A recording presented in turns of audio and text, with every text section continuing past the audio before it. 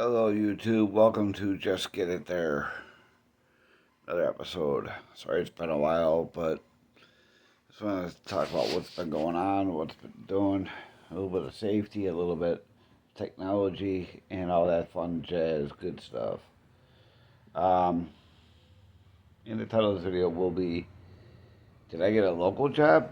Am I still over the road? What have I been doing? Um, I'm pretty much possibly going local. The company that I'm going to work for pretty much told me that I'm not saying the name of the company yet. I haven't discussed this with them about YouTube and all that, so I gotta talk to them about it yet. But yeah. The thing is, when I applied for the job, it said third shift. But when I went and did the application and spoke with somebody about it, they turned around and told me, "Oh, we may need you to do OTR." I'm like, no big deal. I'll do OTR. I'll do local. I'll do whatever you need me to do. Whatever's available. Whatever you need me to go. Whatever you need me to do, I will do. And after I went through my interview, during the interview process, guess what? They want me to do third shift. So I'm like, all right, cool. I'll do third shift. That may change, may not change. Don't know yet. But I ended up going for a road test. I'm used to driving Kenworths. I'm not used to driving Freightliners. So I took and test drove for my road test. I ended up doing it in a Freightliner day cab. Ugh. Now I know why I like Kenworths so much, because the ride is absolutely, truly horrible. Did not feel comfortable in it whatsoever. I've driven Freightliners before. I've driven Volvos. I've driven Kenworths, Internationals. My favorite is Kenworth. For obvious reasons, the ride is by far superior compared to driving anything else. I've been in Freightliners. Every Freightliner that I've had nothing but a lot of massive problems. I prefer not to drive a Freightliner. I don't like the ride. The ride is very uncomfortable. Kenworths that I've driven, the Kenworths I drove for Swift were phenomenal. They were comfortable. Oh my God, the ride was impeccable. Loved the ride. Didn't feel much in a way of a lot of bad roads, but I do like my Kenworths based on the fact of the way they ride. Now, the trucks that I drove for when I was working with Crete, not so good. They need a lot. There's a lot that needs to be improved, because whoever's ordering the trucks for Crete, not a clue. And if this the way I think it is, which is Heartland, you need to take a step back and look what you're ordering and pay attention to what you're ordering, because you don't know what you're doing when you're ordering equipment. I don't care how many years you've been doing this. You don't have a clue.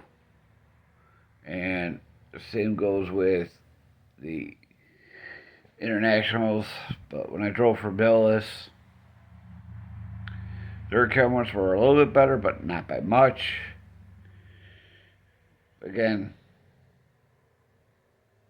Billis and Heartland, Smith and CFI are all part of Heartland. And last I looked, CFI was losing their trucks to either Millis or Heartland, because nobody was really applying to CFI. I don't know how true that is. When I was there, they were taking trucks away from CFI. But for the most part, the new company I'm going with, as far as I know, I'm working third shift. Waiting for them to send me the thing for my drug test or physical or both, depending on what they do. Because like I said, I did my road test before I did anything else. They would have done the drug test first, then do the road test, but nor here nor there. And let's talk a little bit about safety. A lot of these companies have this big deal about safety. They really need to take a step back and pay attention to what's going on. A lot of your carriers like Swift, Knight, Transportation, which is now part of Swift, the a lot of these big mega carriers and even some of the smaller carriers are now putting cameras in their truck. It's nice to have the cameras. I know why they're putting them in there, but the reason why they're in there and for what they're supposed to be meant for is basically for their protection and your protection to make sure everything was done right. But the problem is, a lot of companies like to put these inward facing cameras that are facing the driver, and they got the cameras facing outward. The problem is, I have no issues with the cameras being in the truck. I have an issue with that inward facing camera, not the one that faces the road. I don't care about the one facing the road. That don't bother me. I don't trust anybody when it comes to my personal space. I don't care whether I'm driving a truck or if I'm driving or not. I don't care. I don't want anybody to have access to it. And they always use say, "Oh, the claim for third party use." Guess what? I trust that third party about as far as I can throw them with access to it. They go, "Oh, it only works now." People have been known. You could ask Swift about it because they had a major lawsuit. They lost a few $1 million to that lawsuit because of that inward facing camera. You're driving a day cab, that inward facing camera, I'm fine with that. I have no issues with that inward facing camera on a day cab because there is really no personal space in a day cab. None whatsoever. Excuse me. But those cameras went from being used for if you get involved in an accident or a ticket to, oh, we're going to coach on how you drive. I have a problem with that. You can only see what's in front of me. You cannot see what's behind me or anything like that. Do you think you can judge what's behind me? No. Just because I'm going forward, you want me to increase my following distance? Yeah, it may seem a little bit closer, but are you adjusting these cameras right? Or are you just trying to nitpick me on how I drive and how everybody else drives in the free world? It's nice to play Monday morning quarterback when you can sit there and do this and you have all the time in the world to play slow mo, fast forward, slow mo, put it in real life. When guess what? I have seconds. It's like watching law enforcement do their job and criticizing them for what they did. Guess what? They have split seconds. Just like us drivers in cars and trucks, even the big trucks, we have seconds. We don't have all day to sit there and make a decision and say, oh, yeah, you did this right, you did that right. Who in the hell are they to tell me what I'm doing and what I'm doing is right or wrong? Just because they got the name title safety does not mean you can sit there and play that mind game. Every company complains that we're doing things and some of us are safer than others. Big deal. But nobody's taking the time out to think of what's behind us, you can see what's in front, but you can't see the sides, either side, the right side or the left side, or what's behind me. Now, you want to be a safe driver? You want to be in charge? Put the cameras in the rear. Not those cameras that are coming on the new Freightliners and some Kenworths that have them, I think Peterbilt's even doing it too now. Those cameras in place of a mirror where they got them on the A pillar of the truck. Those cameras, I don't think so. There's too many problems that could go wrong with that situation. They're good for another added safety feature, yes. But when it comes to the only thing on the truck, they get rid of the mirrors, no. Absolutely not. Whoever thought that was a brilliant idea needs to be terminated and needs to be fired and taught a lesson. Having mirrors, always, yes. Mirrors can break, obviously, just like like those cameras can. But the problem is, a mirror you can pick up at a truck stop.